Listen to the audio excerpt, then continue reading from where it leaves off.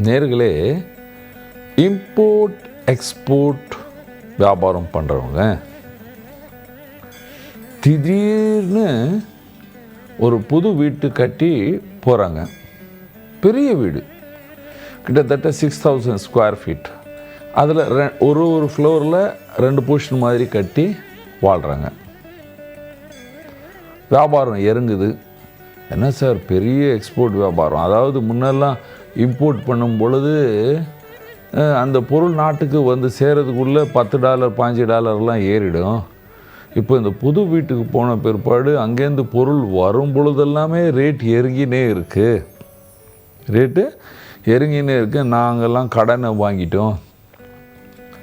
கடனை வாங்கி அந்த கடனுக்கு வட்டி கட்டி நான் என்கிட்ட ஒரு 50 கோடி இருந்தது, இப்போ 150 கோடி நான் கடன்காரனாக இருக்கிறேன் அப்படின்னு அழுகுறாங்க.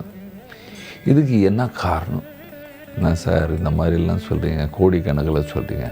பாருங்கள், ஏழைகளுக்கும் இதில் சப்ஜெக்ட் சொல்கிறேன்ப்பா. கோடீஸ்வரர்கள் எப்படி சிக்கி கொள்கிறார்கள் அதை மாத்திரம் புரிஞ்சுக்குங்க.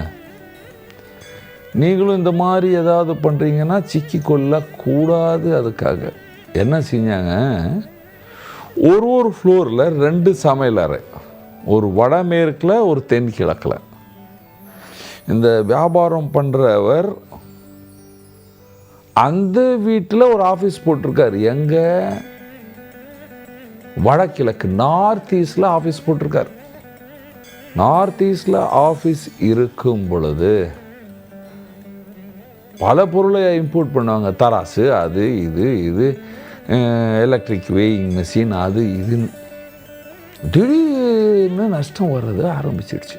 ஒரு பையன் நான் வெளியே போகிறேன் அப்படின்னு அஹமதாபாத் போயிட்டாரு. மன கஷ்டமாக இருக்குது. அந்த ஜாதகம்லாம் பார்க்கும்போது அந்த நேரம் வீட்டில் 3 பேருக்கு 7 நாடு சனியும் இருக்கின்றது. பாருங்க, பக்காவா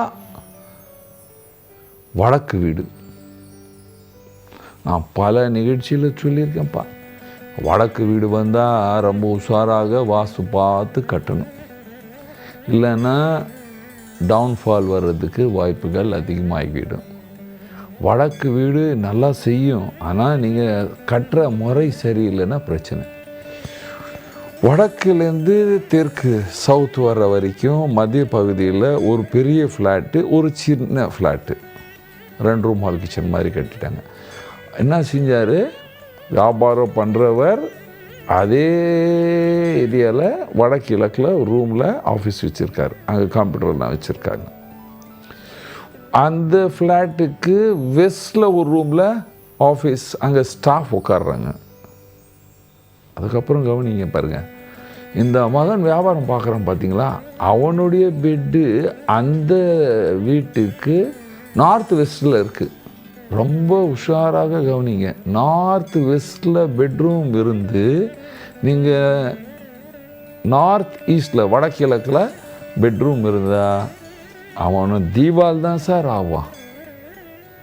வியாபாரத்தை மெயின்டைன் பண்ணுறவங்க தன்னுடைய வீட்டிலேயே வியாபாரம் பண்ண வேண்டும் என்றால், பெரிய வீடாக இருந்தால் உங்கள் பெட்ரூம் சவுத் வெஸ்டில் இருந்தால் நீங்கள் மேற்கு மத்திய பகுதியில் ஆஃபீஸை வைக்கணும். வடகிழக்கே பூஜை ரூமாக மாற்றணும். அங்கே ஸ்டோரேஜ் இருக்கக்கூடாது. என்னை வாஸ்துக்கு இட்டுன்னு போகும்போது நான் சொன்னேன், என்னப்பா சவுத்தில் லிஃப்ட்டை போட்டிங்க, அதுக்கு பள்ளம் போட்டிங்க. சவுத்தில் லிஃப்ட்டு, அதில் பள்ளம். வீட்டுக்கு மத்திய பகுதியில் கிழக்கில் படிக்கட்டு. எல்லாமே ஆன்டி வாஸ்து, எல்லாமே ஆன்டி வாஸ்து. வாஸ்து சரியில்லை. எப்படின்னா வடகிழக்கில் ஆஃபீஸு, வடகிழக்கில் ஸ்டோரேஜ், வடகிழக்கில் ஆஃபீஸ், வடகிழக்கில் ஸ்டோரேஜ். அந்த ஃப்ளாட்டுக்கு சவுத் வெஸ்டில் அவங்க ஸ்டாஃப்ஸ் எல்லாம் உட்காடுறாங்க. எல்லாமே தன்னை தானே முதலாளின்னு நினச்சிட்டு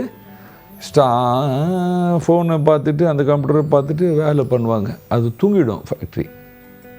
அந்த ஃபேக்ட்ரி ஓனர் தூங்கி விடுவார்கள். இவருடைய பெட்ரூம் எங்கே? நார்த் வெஸ்ட்டில். நார்த் வெஸ்ட்டில் இருந்தால் அடிக்கடிக்கு ட்ராவல், அடிக்கடிக்கு சைனா ட்ராவல் பண்ணுவார், ஹாங்காங் ட்ராவல் பண்ணுவார். அங்கங்கே ட்ராவல் பண்ணுவார். ஆனால் வந்த பிற்பாடு ஸ்டோரேஜ். அதுக்கப்புறம் குடவுனில் போய் பார்த்தேன். நார்த் ஈஸ்ட்டு கட்டு. எல்லா ஸ்டோரும் கட்டான அந்த நார்த் ஈஸ்ட் வடகிழக்கு செவ்வூரில் வந்து வச்சுட்டாங்க எல்லாமே. அப்போ இந்த வீட்டுடைய மாப்பிள்ளையாக இருக்கிற மாதிரி எல்லாம் பொருளும் உங்களது நின்று போடுமே அப்படின்னு. சார் அதெல்லாமே நின்று போயிடுச்சு சார் அப்படின்னாங்க. அதுக்கப்புறம் கரோனா காலத்தில் வாங்கின இன்னொரு குடவுனுக்கு இட்டுன்னு போனாங்க. எல்லாம் வாங்கின பொருள் எல்லாமே தூங்கின்னு இருக்குது. மிச்சம் எல்லாரும் பேர் விற்றுட்டாங்க. இவங்களால் விற்க முடியல, அது அங்கேயே தூங்குது. பல கோடி நஷ்டம். இப்போ எப்படி சரி செய்கிறது பாருங்கள். ஃபஸ்ட்டு வீட்டில் ஆஃபீஸ் கட்டக்கூடாது. ஆஃபீஸ் கட்டுனா வீட்டுக்கு வடகிழக்கில் இருக்கக்கூடாது. ரெண்டாவது, பிஸ்னஸ் பார்க்குறவங்க வீட்டுக்கு வடமேற்கு ரூமில் படுக்கக்கூடாது. தென்மேற்கு ரூமில் சவுத் வெஸ்ட்டில் தான் படுக்கணும். நீங்கள் எந்த ஆஃபீஸ் குடவுன் வாங்கினாலும் அதுபடிய நார்த் ஈஸ்ட் கட்டாக இருக்கக்கூடாது. டிஸ்போசல் ஏரியா நார்த் வெஸ்ட்டு நீங்கள் ஸ்டோரேஜ் பண்ணணுன்னா சவுத் வெஸ்ட்லேருந்து நார்த் வெஸ்ட்டு, தென்மேற்குலேருந்து வடகிழக்கு வரைக்கும் தான் ஸ்டோரேஜே வடமேற்கு வரைக்கும் ஸ்டோரேஜ் பண்ணணும். வடகிழக்கில் ஸ்டோரேஜ் பண்ணிங்கன்னா, நார்த் ஈஸ்டில் ஸ்டோரேஜ் பண்ணால் அது வீட்டில் தூங்கிடும். இதெல்லாமே கவனித்து வீடையும் ஆஃபீஸையும் ஃபேக்ட்ரியும் வாஸ்து பண்ணால் நீங்கள் கண்டிப்பாக இம்போர்ட் எக்ஸ்போர்ட்டில் பெரிய மனிதனாக வாழ்ந்து சந்தோஷமாக சுகமாக வாழ்வீர்கள். நன்றி, வணக்கம்.